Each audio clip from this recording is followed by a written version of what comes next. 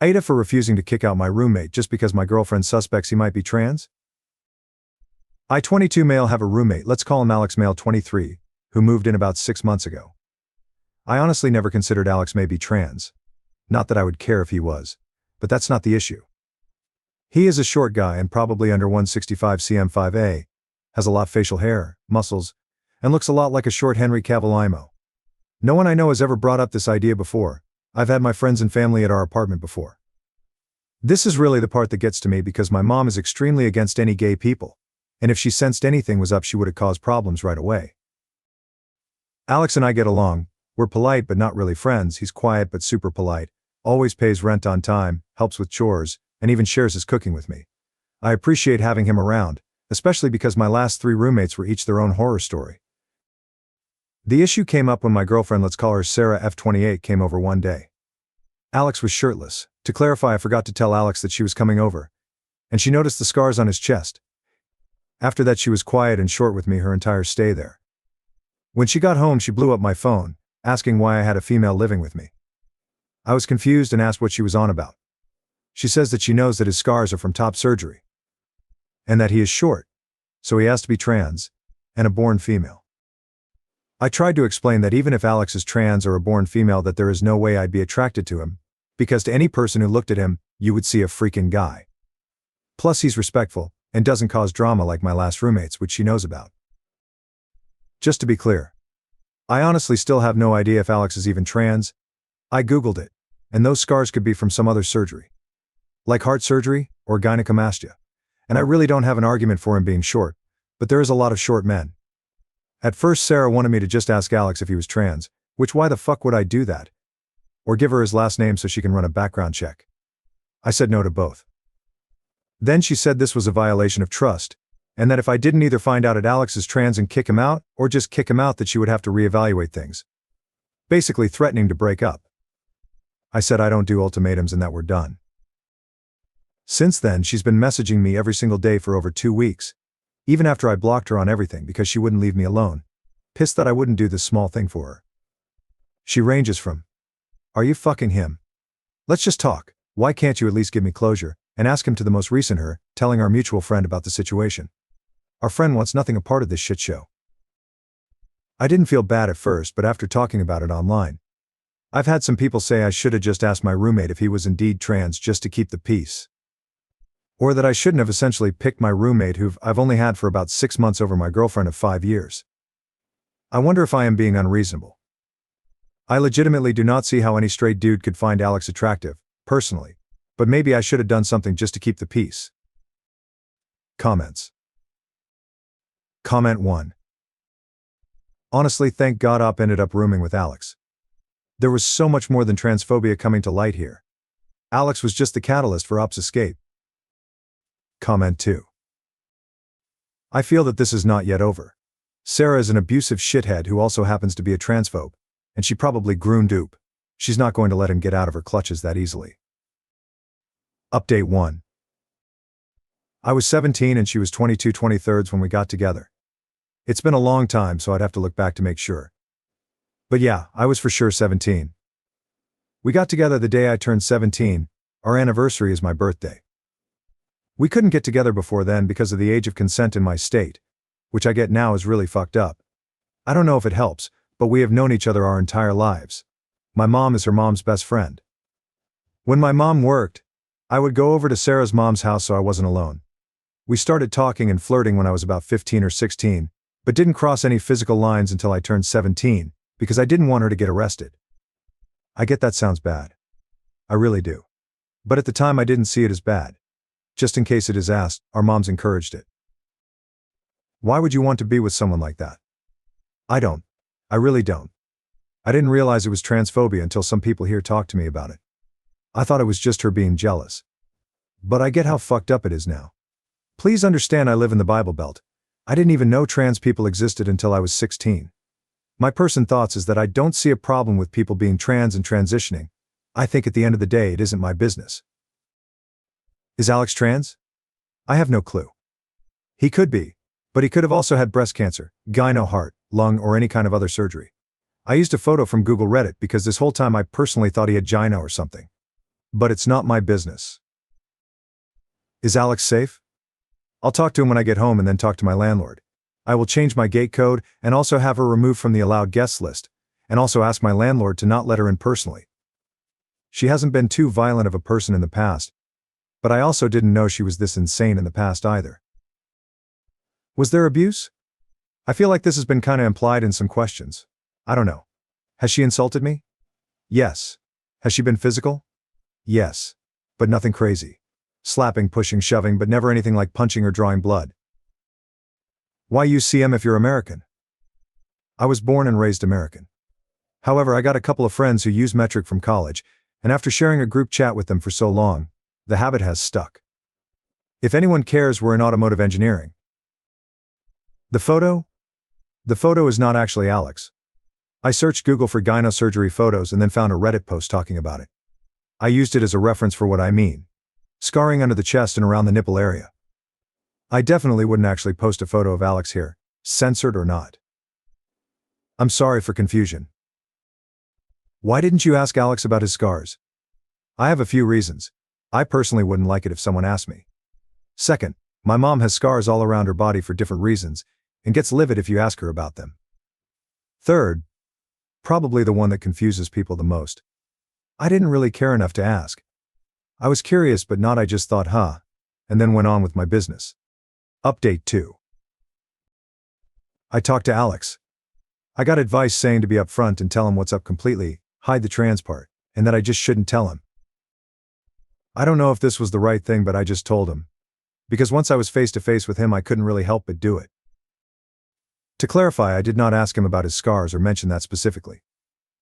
I said my ex-girlfriend was under the impression he was a trans person, made sure to say I didn't care if he was or wasn't, and that I broke things off, changed the gate codes, put her on the do not let in list, all that drama. Before even saying anything, he asked if I was okay. Like I said, he is a chill dude. He also not so subtly asked the same questions that a lot of comments asked, essentially if I was in an abusive situation. I told him I don't know, but whatever kind of situation it was, it's over. The thing that really kind of fucked with me is that he called me his best friend. I regret not saying we were close in other comments. I realize now we have different definitions of close because he is introverted, and I'm not. We talked about irrelevant stuff for a while and then the question came up, would you care if I was trans? To summarize things, yes. Alex is trans. Mask. He had top surgery when he was 19, and has been on hormones since he was 18. He even has a tattoo with the date he started testosterone. While the idea that he could have been a dude with gyno cancer or something else is completely reasonable, it just happens that Alex is trans.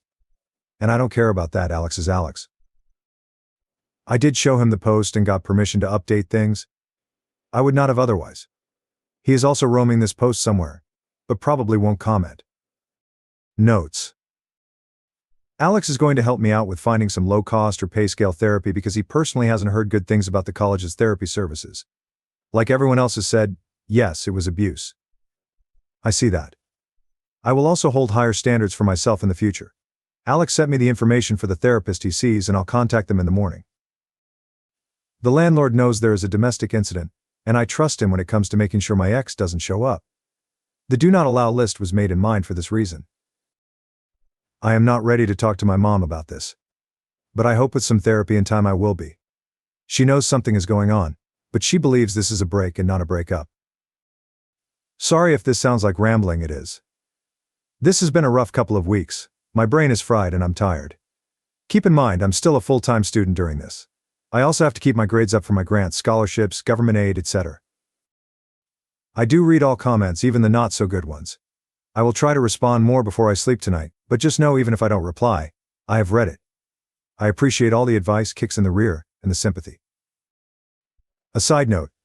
I have seen a lot of trans people comment on this post, and I have had a few reach out to me in private. I am thankful for your comments as well. It has brought to my attention how tough things are out there, because I honestly felt what I did was the bare minimum, and not worthy of praise, because it should just be expected. But I see that it is being praised for how low of a bar there is when it comes to human decency towards you, and I'm sorry for that, and hope things get better. Girlfriend of 5 years wanted me to kick out my chill roommate of 6 months because he is trans, which apparently means I'll sleep with him. Broke up with her, kept the roommate. Update 3. I talked to the therapist Alex recommended. Normally I would be on the wait list until January. But due to the situation, the therapist referred me to one of his associates and I'll be seen as early as next week. I also was recommended to attend a domestic violence support group that gathers once a month. I was originally not going to go because the idea was uncomfortable as fuck. But Alex said he'll go with me, so at least I'll know someone there, and we can leave if it's too weird for me. My mom is aware of the breakup. She is not too happy. I did not mention the trans part. I said that Sarah was being controlling and I didn't want to put up with it anymore. Got the usual, that's a normal part of any relationship comments, but I stood my ground. My mom seems to be under the same delusion as Sarah that this is a small argument or something and we will get back together. But that is absolutely no happening. I don't really talk to Sarah's mom, so I don't know her thoughts on the matter. The landlord is aware of the situation and will not let Sarah in, should she try to show up. If you don't have the gate code, you have to go to the main office and the employee landlord's son will buzz the person in, if they are on your accepted people list, or call the tenant and ask if they aren't on the list. If the individual is on the do not let in list, especially if it involves a criminal matter, they will be asked to leave. If they don't leave, then it becomes trespassing. I know this sounds like a lot, but the security is why a lot of people live here. Notes after reading some comments. I am sorry for trivializing my abuse. It still feels weird to say abuse, but I do know that it is abuse. Slapping, pushing and shoving is physical abuse, and if another person came up and told me their partner was doing that, I would call it abuse. It's not that I don't think women can be abusive, but as I said in one of the comments, I don't view it as abuse when it's towards me. This is probably due to being abused by my mom, which I am going to get help for. For reference, when I mention my mom's abuse, it's why I'm low contact with her.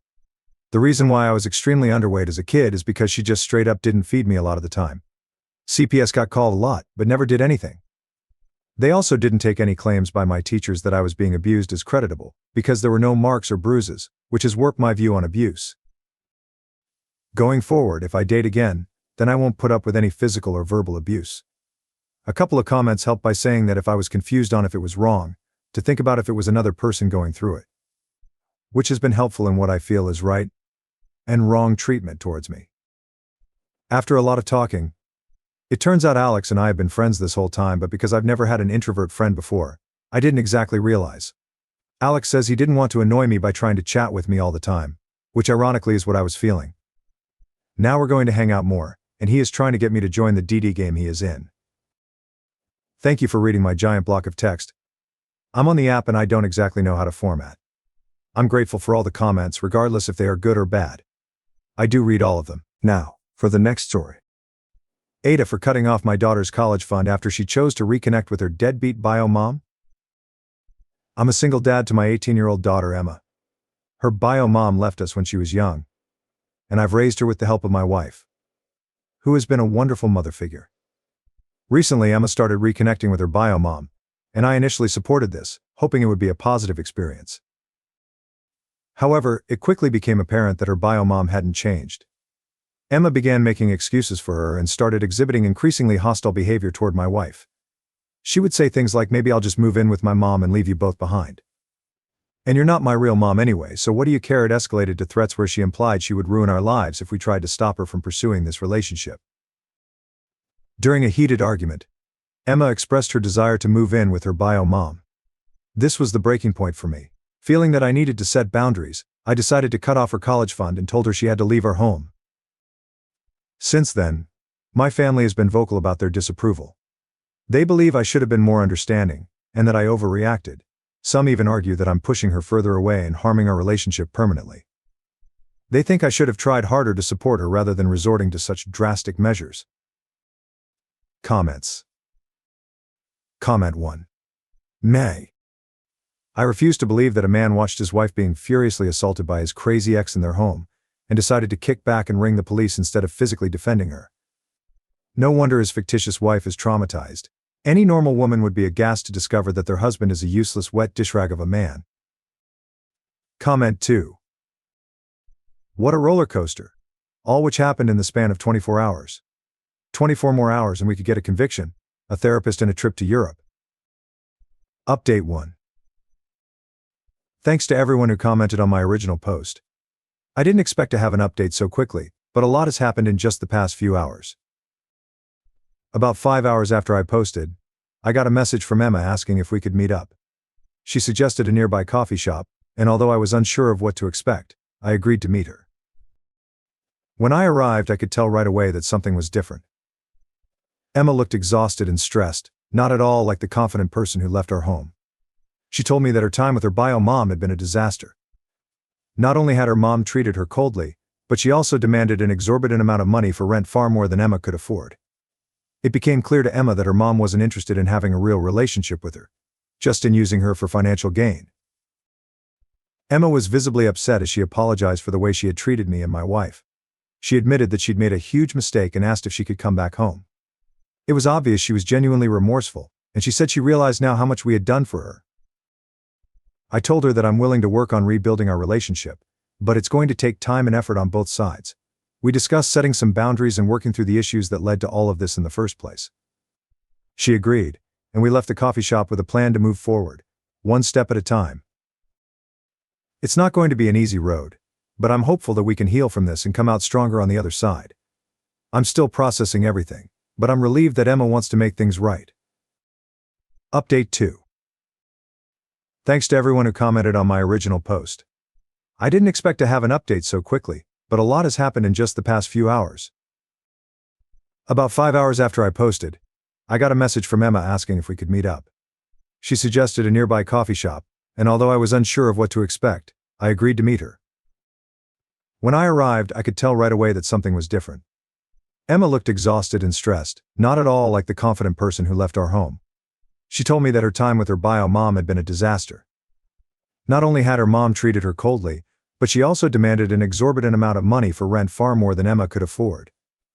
It became clear to Emma that her mom wasn't interested in having a real relationship with her, just in using her for financial gain.